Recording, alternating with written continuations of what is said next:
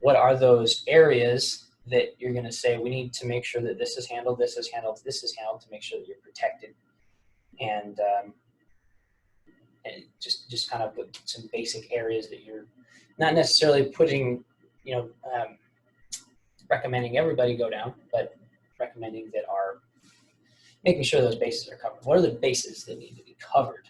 Okay. Going back to your sports analogy. Yeah, no, good one. So, so you use the word protection, so we'll do protection. We'll talk about protection first.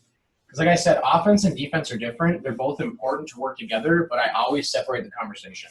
If we just had every conversation in a meeting, it would be like 3 hours long, and your eyes would glaze over 45 minutes in, and I would probably get bored of listening to myself talk. All right, so and that's hard to do. I love talking. So, so I always in every meeting I always try to pick like 1 or 2 items to accomplish, and if there's 3, 4, 5, 6, let's schedule a follow up. Let you digest, come up with questions, and then go from there. Sure. I've tried to have the 5-point conversation before, and by the end of the meeting, I think the people are just like, nope. Anyways, so you said, how do we, like, what are the bases to protect ourselves, right?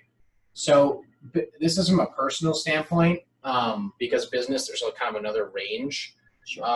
When it comes to like buy-sell agreements, like overhead expenses, things like that. But from a personal standpoint, it really kind of comes down to 5 or so key areas, depending on how you categorize them. So I'll ask you, you're married, you have 2 kids, correct? Mm-hmm. What is like the most permanent life event that could happen that would most dramatically affect your family? Death of me or any of us. Death. So we're not going to go down a long list, but how are you protecting yourself and your wealth and your family from the occurrence that you could die? Specifically? You don't have to answer it, but that's the question I'm going to ask you and we're going to talk about. All right? Right. So for you, I want you to think about it. For anyone watching, think about that. How are you protecting yourself and your family? What's a less permanent, but almost equally as important event that could happen that could negatively affect your family from a financial standpoint? Either a illness or injury that would result in loss of work. Did I spell illness right? Illness? Yep, Okay. got it. Nice. Nailed it. Okay, I won the 5th grade spelling test, our thing in my class, and my spelling, because of autocorrect, has gone down the dumps. Along with my handwriting, as you can see. Illness or injury. So the second question is, how are you protecting? This goes back to my example of my aunt, right? My uncle. My aunt was alive for 10 years. My uncle's still alive. But how are you protecting yourself and your family from the occurrence that could happen that you're sick or hurt and cannot work? Right. And no one wants to think of themselves as the one that could happen to. I mean, look how healthy you are, right?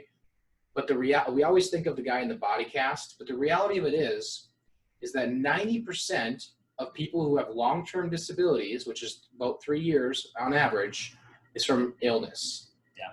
Whether it's cancer, whether it's multiple sclerosis, whatever it may be, it's not something that you can necessarily, I mean, I guess there's actually an argument to this. You can be healthy to avoid some of them, like obesity obviously enhances your chance of cancer. But anyways, the point is it's not injury related. It's illness related, right? You can change your risk.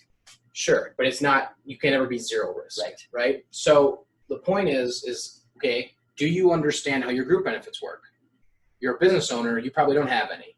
So what kind of planning have you done outside your group so that in the case that something happens to you, your family can still pay the bills, buy groceries, and not mention pay for you, because not only are you still alive, it would actually cost more money not working. Right? So that's the second question. All right? So that can make people uncomfortable at times, but it's an important one to answer. The third one is more of a short-term thing with COVID, but we'll just go with emergency fund. Sure.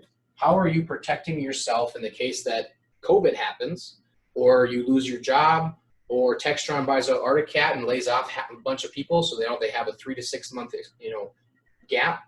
If COVID taught our industry, I'm not trying to be mean in saying this, but if COVID taught our society one thing, it's the amount of people who are so dependent on, who are not independent. Yeah. Right? Without the stimulus packages, can you imagine the chaos? Like, people are thinking these like protests are chaos. Imagine the chaos if the $600 a week wasn't going out, if the unemployment wasn't enhanced, if these businesses weren't getting bailed out. Right. Because I think it's like 70% of people in our country don't have enough money to cover a $500 unexpected event. Right. So how are you protecting yourself from an emergency standpoint? It's not sexy to have money sitting in your checking account, but do you know the difference between those who lose money when the market corrects and those who gain money? Access to capital. Do you have liquid funds? So that's more the offensive, but it's important to know. Yeah. All right. The fourth one is, I don't do this, but it's important. Wills, trusts, etc. All right. So I don't do it, but I think it's extremely important. Not only from a will standpoint, who do you want to have? So who do you want to be in control of your money when you're gone? Right. The government or your family or you? Right? Do you want to dictate what happens to your money when you're gone? If the answer is yes, get a will. Right. You don't have to do it young because they hold over until your life events happen. Trusts. Do you have significant enough money that you're going to be subject to estate taxes, or if you pass away? So life insurance, for example. I'm not an estate planner. I'm not an estate planner. He's not an estate planner. I'm just giving you my information from what I understand.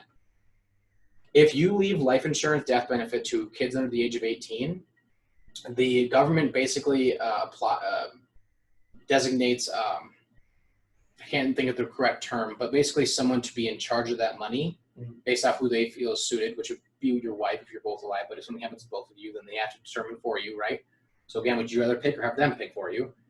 By just simply having a revocable trust within your will, you get to designate how much money goes to your kid and when they get it. Because I don't know about you, but if I had $1 million given to me at the age of 18, I would have made some bad decisions.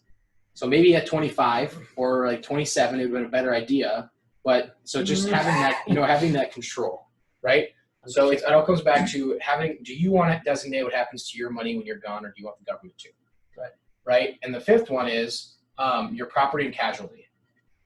Your property and casualty insurance, right? So this is your auto insurance, your home insurance, your boat insurance, stuff like that. I don't do this, but I think it's extremely important when it comes to the big picture of protecting yourself. Right. Because so many people don't have underinsured, uninsured insurance, for example. So if you get in a car accident, it's my fault. I don't have insurance. Well, now you're screwed, right? So many people don't have umbrella insurance. So you get in a car accident, you accidentally hit a doctor, they're going to sue you and garnish your wages for the rest of your life because the insurance company just goes, well, here's a check, good luck with the rest. And I can promise you insurance companies can hire better lawyers than you, right? So it's one of those things that so many people have it, but is it efficient, right? And I think there's a lot of great P&C agents out there, but not all of them are selling for quality. They're selling for numbers. It's just, every P&C commercial, Progressive, every commercial is price-based. It's not quality-based. Right. And for me, I believe quality is much more important than price. Now, it has to fit in the budget. Right. But if you're paying $20 a month for junk, over $40 a month for quality, and something happens, you're probably going to regret that decision. Yep. So those are I talked for a long time there, but those are really the 5 items of protection that I encourage everyone to address. I don't tell you what to do, but if you're open to the conversation, I'm going to bring it up and let you decide what you want to do around it. And there's much more detailed things we go into. Sure. This would be a longer conversation. Absolutely. Right? So, does that answer your question? Yeah, man, for sure.